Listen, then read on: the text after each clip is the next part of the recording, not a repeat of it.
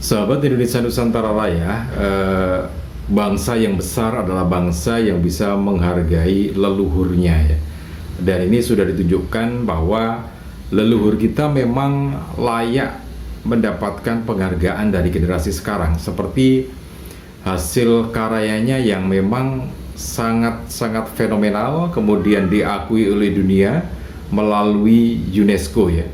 Nah, satu di antaranya hasil karya para leluhur bangsa ini adalah Candi Prambanan ini ya.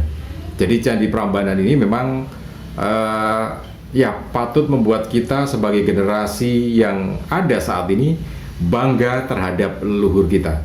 Bagaimana tidak?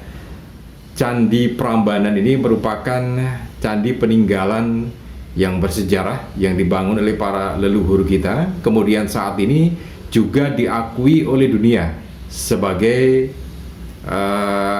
peninggalan yang bersejarah secara internasional, yaitu diakui oleh UNESCO. Nah, ini tentu jadi kebanggaan tersendiri buat kita untuk terus menghargai. Nah, oke, nanti akan kita lihat seberapa besar, seberapa megah sebenarnya dan bagaimana kondisinya saat ini. Kita akan lanjut terus nanti ya. Jadi jangan Anda skip video ini supaya kita bisa lebih tahu lagi bagaimana leluhur kita itu layak kita banggakan, dan memang hasil karyanya juga sangat monumental ya. Oke, untuk Anda yang baru saja bergabung, jangan lupa tekan tombol subscribe-nya terlebih dahulu, kemudian tekan tombol loncengnya supaya nanti kalau kita update terbaru terkait dengan benda-benda bersejarah ataupun situs-situs bersejarah yang menjadi kebanggaan bangsa kita yang dibangun oleh para leluhur kita, Anda akan mendapatkan notifikasinya yang pertama kali ya. Kemudian juga tekan tombol like dan juga share video ini ke teman-teman Anda. Siapa tahu teman-teman Anda juga sangat senang dengan informasi ini. Dan dengan tekan tombol subscribe kemudian juga share video ini, maka Anda juga sudah melakukan upaya supaya peninggalan-peninggalan bersejarah ini menjadi lestari dan dihargai oleh anak cucu kita. Jadi share video ini ke grup ataupun ke teman-teman Anda supaya bangsa kita ini bisa lagi menghargai para leluhur kita ya. Oke, terima kasih.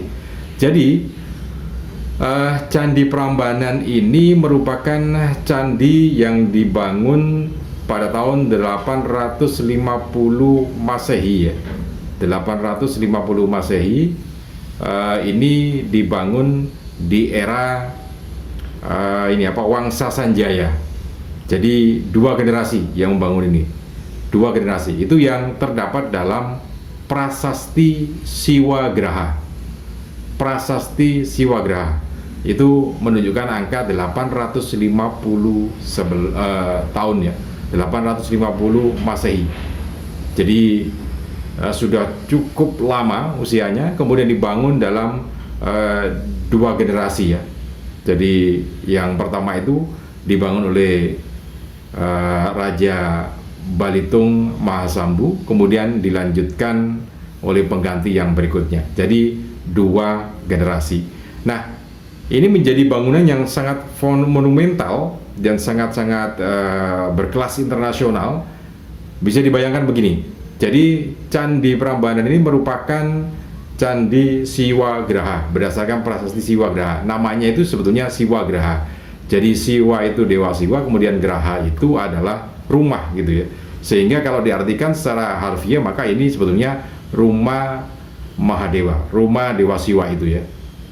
Dan Candi Prambanan ini memang diperuntukkan sebagai Trimurti ya, persembahan kepada Trimurti, yaitu 3 dewa Hindu yang ada di situ, yaitu Mahadewa atau Dewa Siwa, kemudian Mahaguru ya, kemudian juga Brahma, bukan guru ya, Brahma, Dewa Brahma, kemudian sekali lagi Dewa Brahma, jadi Dewa Siwa, Dewa Brahma, kemudian Dewa Wisnu, jadi Trimurti itu. Nah, inilah persembahan. Jadi ada bentuknya 3 candi utama itu, kemudian ada beberapa candi perwara atau candi pendampingnya. Ada lagi jumlah candinya yang kecil-kecil itu ada sekitar 200-an lebih ya. Nah, itu yang tercatat secara sejarahnya. Kemudian kalau kita lihat ada legendanya atau cerita rakyat itu kan ada Candi Roro Jonggrang ya.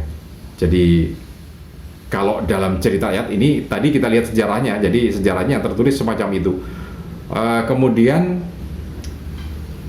legendanya ini adalah legenda antara Roro Jonggrang dan Bandung Bondowoso ya. Jadi Bandung Bondowoso ini menaklukkan kerajaan ayahanda Putri Roro Jonggrang, kemudian Bandung Bondowoso ingin memperistri Roro Jonggrang, tetapi sebenarnya Roro Jonggrang tidak mau, sehingga mengajukan persyaratan harus bisa membuat candi dalam waktu semalam, candi dengan patung 1000 itu ya, dengan raja 1000 itu, candi 1000. Disanggupi oleh Bandung Bondowoso, kemudian dibangunlah candi itu dan sebetulnya selesai, candi itu sebetulnya selesai. Ini cerita rakyatnya atau legendanya.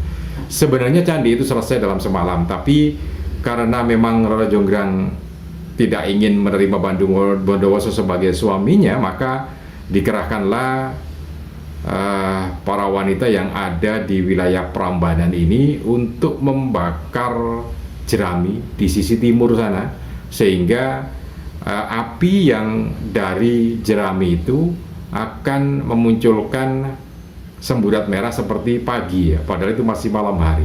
Nah itulah kemudian hilang kesaktiannya Bandung Bondowoso karena sudah pagi hari, sehingga gagal dibangun candinya, padahal sebetulnya sudah jadi. Nah itu legendanya semacam itu. Nah bagaimana bisa begitu berdampingan? Gini, jadi legenda itu tentu bukan sekedar cerita. Legenda itu dibuat oleh leluhur kita untuk memberikan nilai-nilai kehidupan, nilai-nilai luhur kehidupan yang diturunkan kepada generasi-generasi yang berikutnya. Nah, kenapa kemudian mesti satu malam gitu ya? Bukan hanya di sini saja legenda itu satu malam. Di Tangkuban Parahu juga ada namanya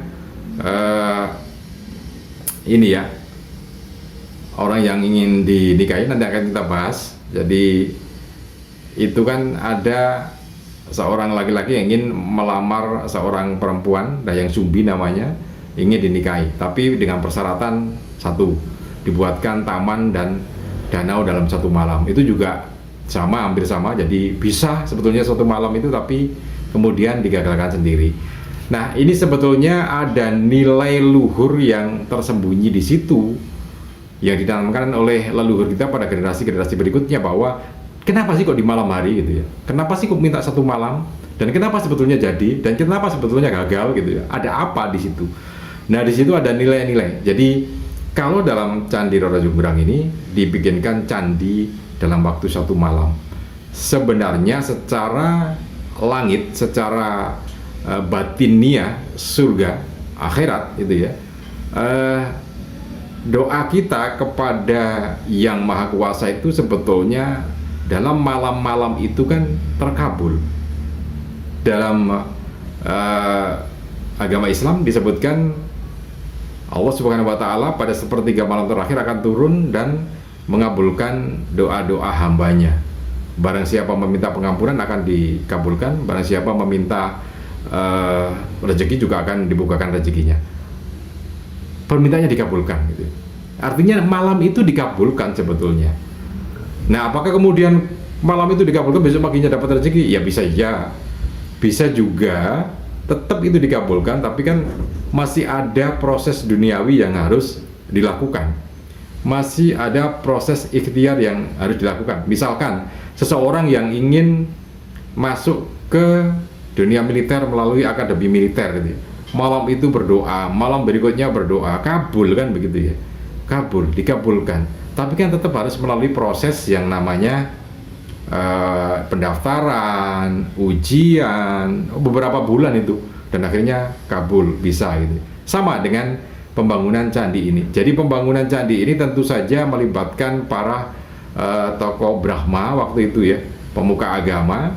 Jadi dalam malam-malam tertentu tentu sudah dimintakan waktu untuk memohon pada Sang Hyang Widi untuk membuat candi ini. Tentu ada permohonan itu ya. Secara logikanya semacam itu kemudian dikabulkan. Iya bisa gitu ya. Dan tentu saja itu butuh proses, sehingga butuh 2 generasi untuk menyelesaikan. Tapi yang namanya pengabulan doa bahwa ini akan jadi itu ya tentu saja di malam-malam hari itu ya. Apalagi pada waktu itu dua agama ini memang sedang ingin mendapatkan di hati masyarakat waktu itu.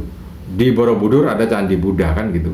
Bentuknya saja beda. Jadi Buddha kalau candinya agama Buddha itu biasanya agak tambun seperti Borobudur itu, sementara kalau candi Hindu biasanya ramping dan lancip ke atas gitu ya. Nah seperti yang ada di Candi Prambanan ini. Nah itu antara Candi Prambanan secara histori dan juga secara legendaris. Mudah-mudahan kita bisa mengambil hikmahnya. Dari sisi histori tentu saja banyak hikmah, kemudian dari sisi legendaris juga banyak nilai-nilai luhur yang bisa kita ambil untuk kehidupan sehari-hari dari para leluhur kita. Salam dan sukses selalu untuk Anda.